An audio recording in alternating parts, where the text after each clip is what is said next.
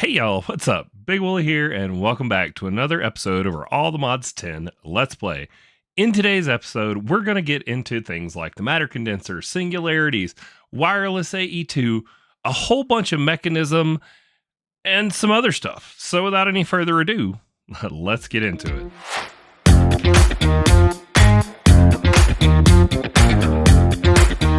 I'm just sitting here at the new fishing spot made for Tito.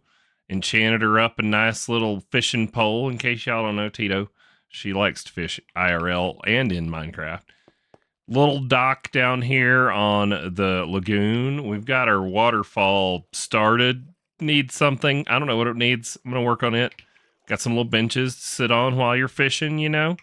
So hopefully Tito will pop in. I think she said she might pop into the stream tomorrow. If you're not, well, it'll be a week ago. It'll be the previous Saturday when you see this. So the last Saturday, Tito said she was going to pop in. So we'll see if she does. All right, let's skip the night and get right into it. First on the list, the matter condenser and making singularities. Now, I haven't watched anyone else's content, and I'm just going based off of when I've needed to do this before. So matter condenser, first thing on the list. Here we go. And then we've got some other stuff for other things we're going to get into later in the Don't Get Distracted barrel. But, I get distracted in the Don't Get Distracted barrel. But I bet you guys have figured that out by now. And if you're watching it, it probably doesn't bother you. Or hopefully it doesn't. And you find it endearing.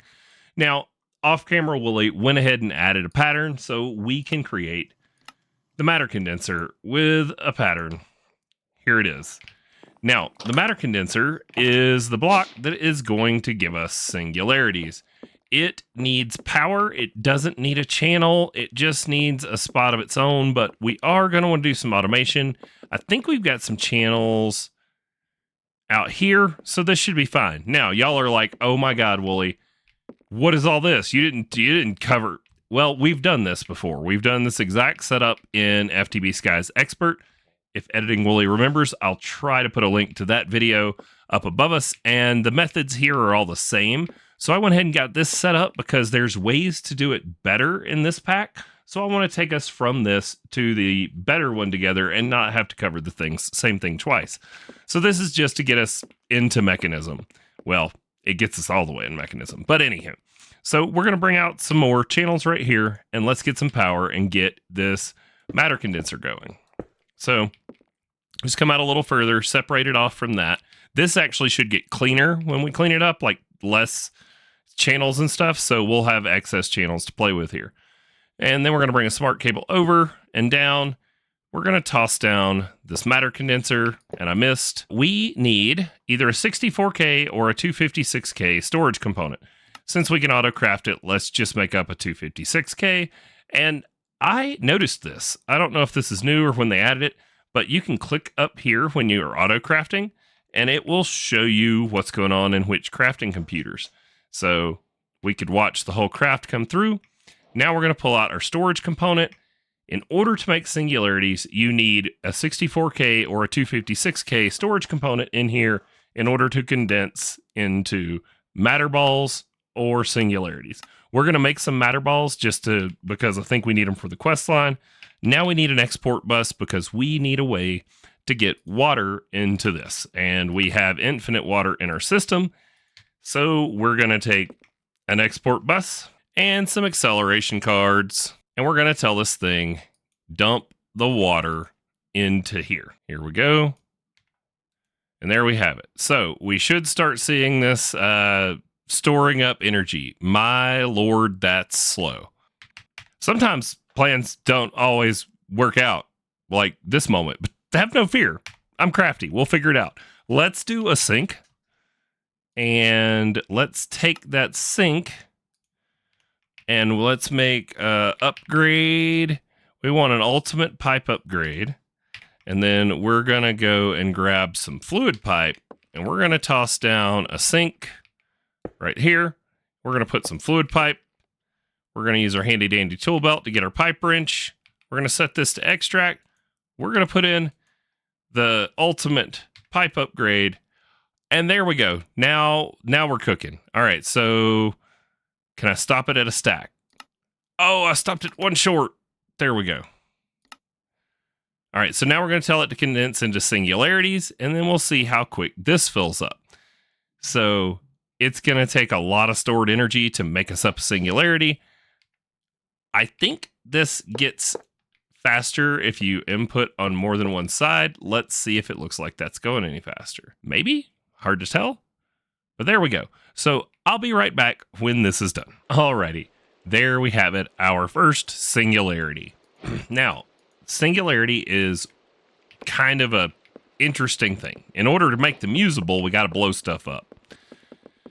And I don't want to blow up any part of like the important areas of my base. So let's see, where could we blow up stuff that it wouldn't really matter? What about the mining dimension?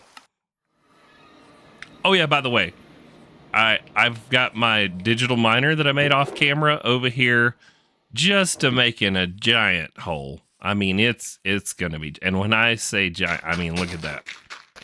Yeah, it goes all the way down, and it's gonna be this whole area when this thing's done.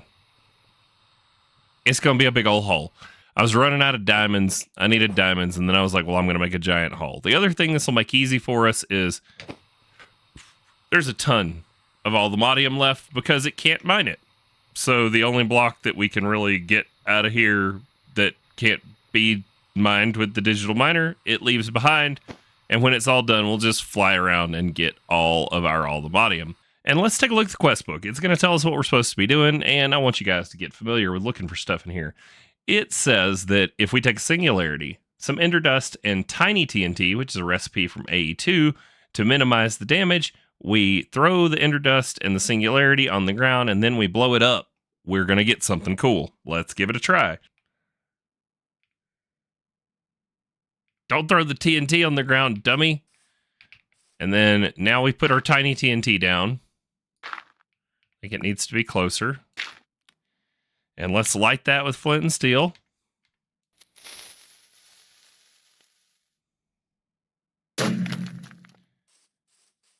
Dun dun dun! Quantum entangled singularities. We've covered this before in FTB Sky's Expert as well, but these are by default in AE2. These are how you link a quantum ring. So the quantum ring allows you to get your network interdimensionally. If we come here and look at the guide, you set up one on each end, and then you take one singularity and it goes in the middle on one side, and another singularity and it goes in the middle on the other side, and they allow you to get your network from one dimension to another dimension. And you're like, well, if I've got wireless access, why do I need my network there? Well, for automation. So like there's farms that are dimension specific. If you want to set up a digital miner and automatically import everything, stuff like that, you're going to want to be able to have your network in another dimension, or on a very large distance where the wireless network piece that we get into later isn't going to be practical. So one of the reasons we're getting into all of this is for that. But our immediate path for these entangled singularities is actually for our wireless network stuff. So right here, it's actually explaining what I just explained to you. Want you to get into the quantum network bridge. I have a really good episode covering that. I could have done a better narrating it, but there's a really great episode of FTB Sky's Expert, which if I remember in edit, I'll put right on the screen up there in a card, and you can click on it, and I will even timestamp it to the point where I'm putting together the quantum rings, and you can go watch it there. It'll be the same thing that we do here in this one. Now, Quantum Bridge card is pointless in this pack for us because we already have the infinite range booster in our wireless. So this just goes in your terminal to get you interdimensional access. But in this pack, we have the much more simple dimension card. We don't need this here, but the quantum ring for the network could come in handy. I think we get to mark things off the list. Matter condenser, singularities. Now, the wireless AE2 network. I think we have stuff in between us and that, so let's go check that block. Wireless network, we need the setup kit. Nope, we just need a singularity that we haven't blown up. So I'll meet you back at the base, and we will cover those wireless networks. Alrighty, back at the base, and our matter condenser has made us another couple singularities. Let's go take a look at that wireless network setup kit. So wireless setup kit. Okay. And then it is a pattern for the crystal assembler. So let's just be lazy and make a pattern for this. I don't know if we'll ever need more than one, but this saves us having to go to the machine. So, you know, that's the peak of laziness, is let me just do it where I don't have to walk over there and put stuff in a block. So we'll make up the pattern. The singularities we can tie into storage. We'll probably just remove that export bus since it's so slow, stick an import bus on there, and have it pull the singularities out, make a drawer for them. Wireless setup kit. We've got a pattern. It needs to go into the, was it crystal assembler, I do believe? Yep. So we're going to put that pattern in the crystal assembler, and let's tell our system to make us our wireless setup kit. Make me one. Nice. And so we made these wireless connectors in a previous episode, and we were talking about ways to use them. One of the easiest ways is you can literally, from what I understand, just stick it right here against that, and it will power on, but as you can see, it says unconnected. And so now let's say we want our network, you know, somewhere else, like where we build a new structure or something, or we wanted it up here, you know, for this, for whatever reason. We're going to throw it down right here, and then the way I understand it, we right-click, and it sets it to this one, and then we can just go downstairs. Someone has sent me mail. Squirrel has sent me mail. We'll have to look at that in a minute. And we can right-click it, and now you'll see it says connected to with those other coordinates. I think we can shift right click it in the air to clear it, and now it's ready to use for a different one. But if we go back upstairs, we should be able to access our entire network, add channels, run things out, and I do believe this is capable of carrying 32 channels. So one of the easy ways to check on that, let's grab ourselves a piece of dense smart cable, and we're going to come off of it. It's going to say device on line 0 of 32 channels used. And then, you know, we could do any number of things. Let's slap an export bus up here. And let's just do something simple like pull things into a barrel, even though we don't need to, just to make sure that it's all working. So let's grab a barrel. And let's tell it to export something. All right, and then let's have it export oak saplings. It's working. Haha. There we go. So no other wires needed. We've got our wireless, our AE2 network up here, and it only costs us power. So right now you'll see it's using 95 AE a tick, and I think we can actually change how it displays that. Maybe not, but that's basically nothing. It's hardly using any power, but the further you put these two apart, the more power these use. There is a point of diminishing returns from what I understand. So, you know, just careful. There's a point where it's better and cheaper to make a quantum link ring and link them that way, and you're not, you know, just wrecking your system for power.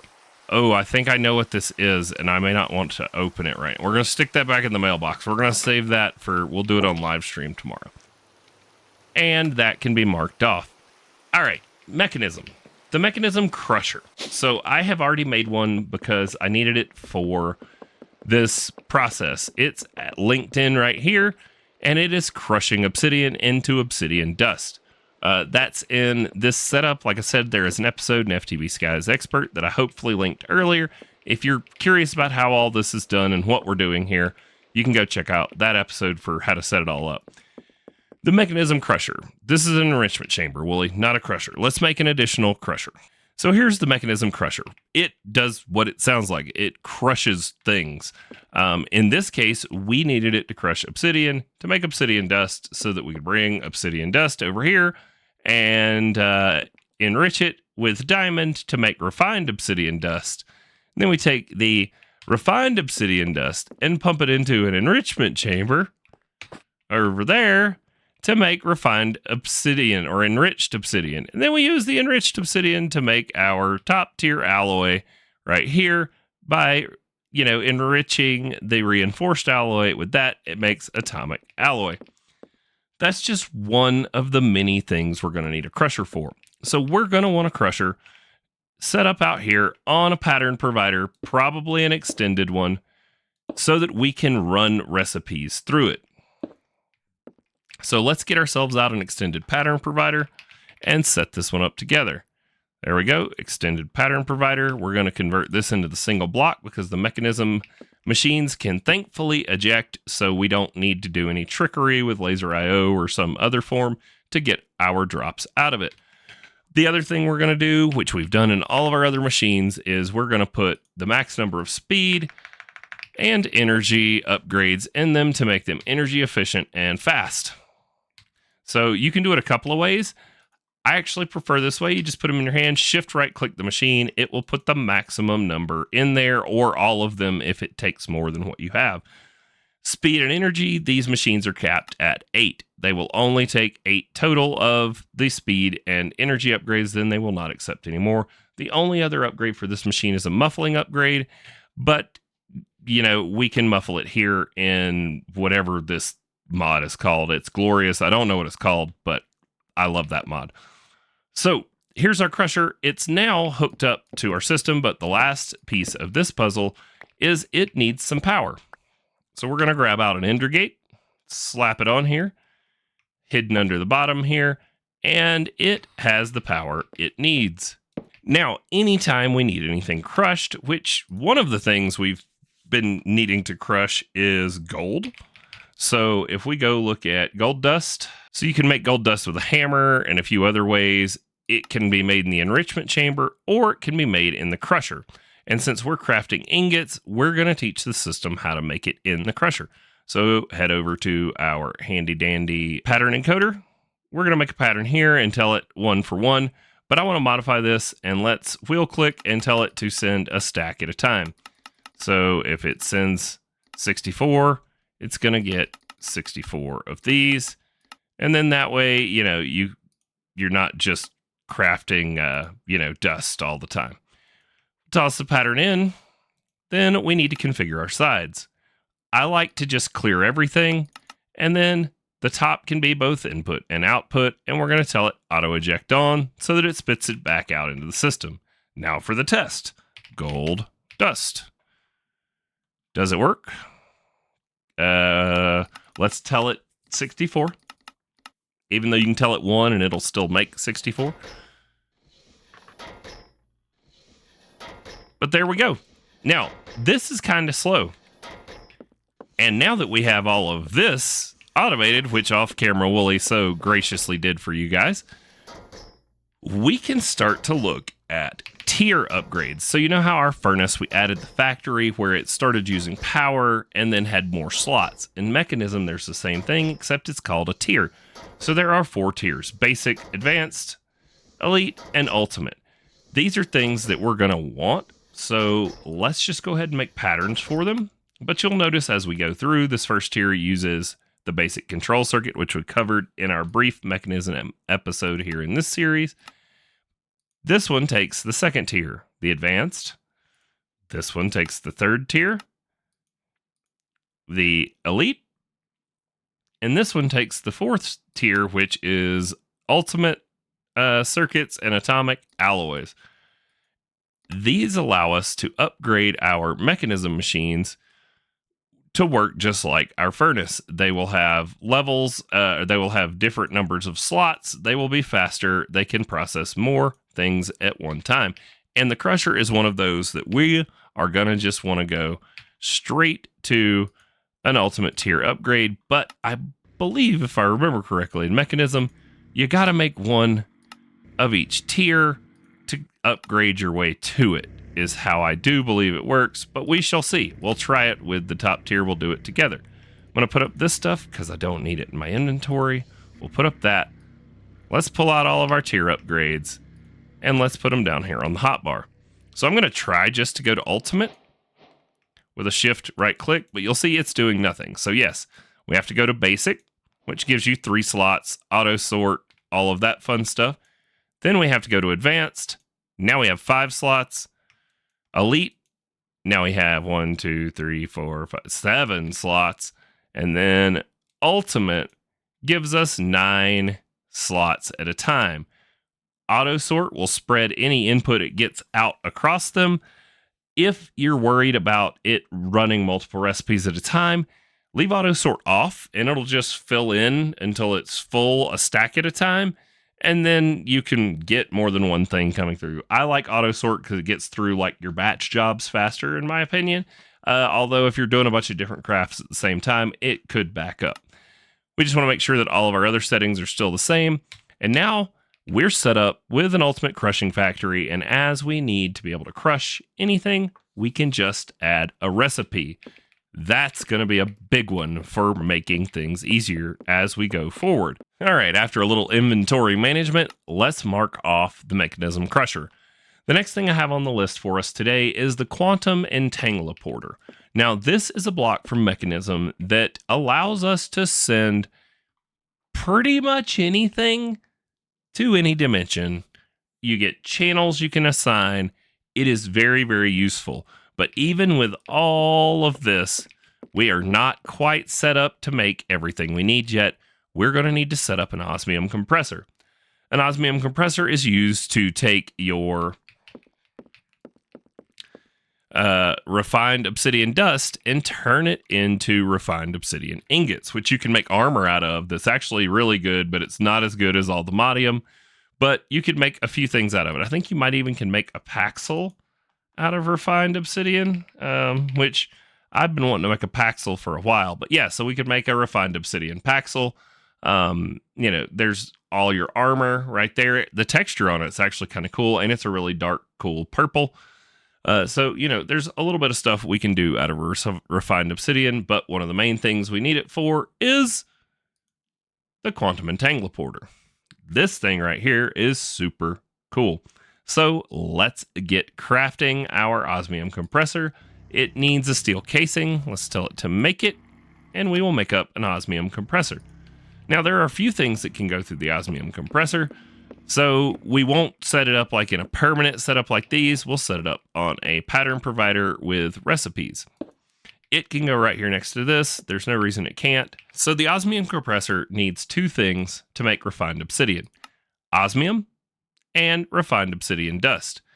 But if we go to uses on the osmium compressor, you will notice that there are 2 recipes: refined glowstone and refined obsidian. So we could do this a couple of ways. And then we're going to tell it, oh, crap, Wooly, this isn't going to work because of the stupid Mekanism. Okay, well, we'll have one more export bus. It'll be fine. So we're going to tell this top that it is an input and an output. And then we will tell the back that it can also be an input. And that should get us what we need. So let's come around back and put in another export bus. And the reason we need them separate is because we need them to go into separate slots on the Mekanism machine, and Mekanism doesn't have very good management for that. So the back is actually going to need to be the extra slot because it needs to go in the bottom where the osmium goes. So tell it in the back here, you are going to export osmium. There it is. This one should have that full of osmium. And then up top here, we're going to tell it to export the refined obsidian dust. And then what we're going to have is, oh gosh, not the desired effect. We need a drawer, which means that export import bus is pointless because we actually don't want to send our drops back into our system. We want it to go over here. So on the left, you are going to output, and on the top, you are going to only be an input. And then now, the next one, it should spit into our drawer. There we go. Okay. Grab our linking tool. We're going to link our drawer over here.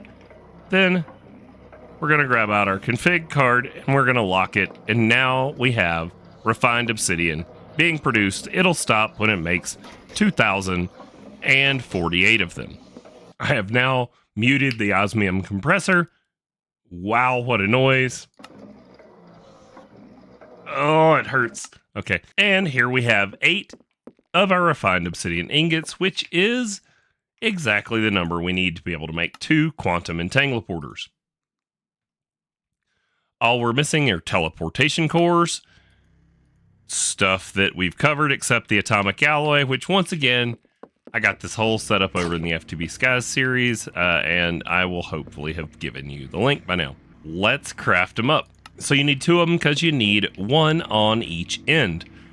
And these are going to be crucial when paired with our wireless network setup that we talked about earlier, or our quantum ring, which we've talked about in the other series, and we will be using them here. So I'll briefly cover it whenever we set one up, but I won't go as in depth.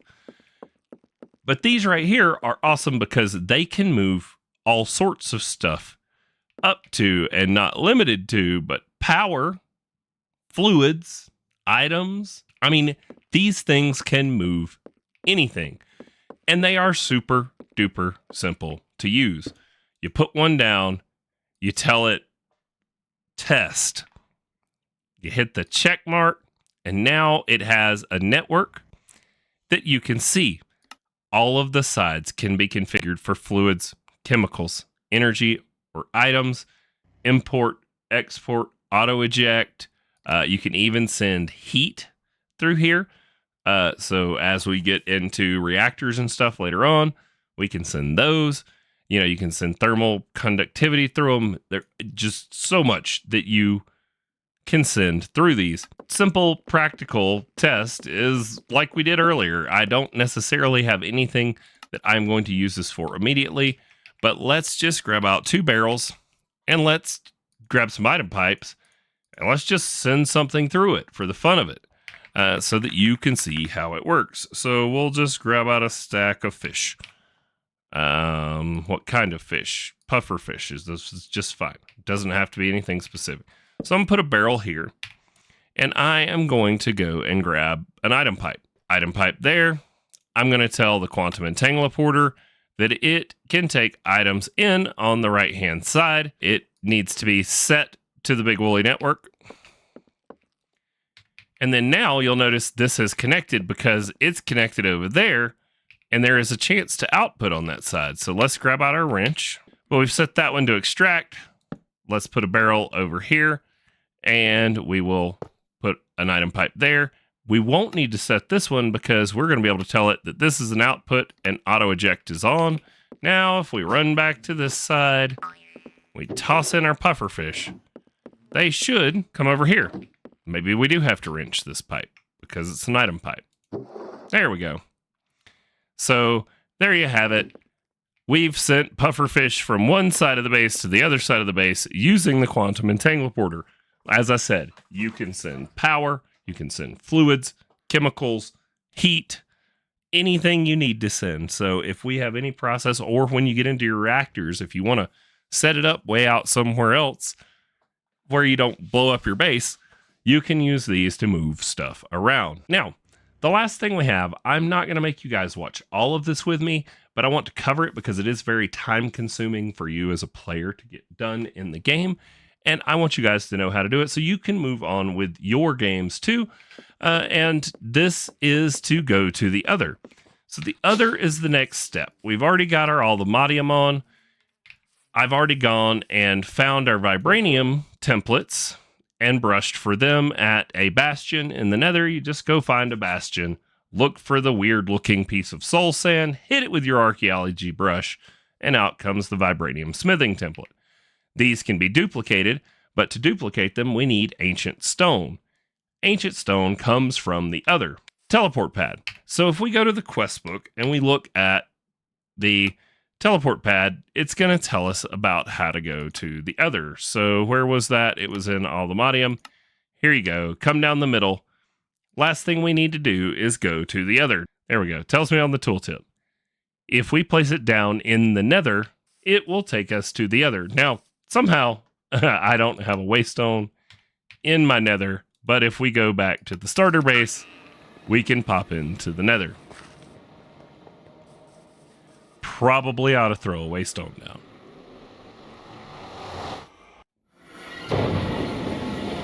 So here we are in the nether, and if we were to just toss down our teleport pad anywhere, make sure you got nothing in either hand, you shift right click, this is going to take us to a wholly new dimension. Now, in the other, it always, for some reason, places you way, way, way underground. Like, we just need to keep digging up until we find the surface. So now we are inside a cave, still underground, but we're in the other. And we've actually already gotten what we came here for today. We have the ancient stone. Now, this doesn't cover everything on here, but one of the things that we are going to need to find while we're down here is we need to find an ancient pyramid, because at the ancient pyramid, oh my god, there's blazes everywhere. Let's just keep going till we get to the actual surface.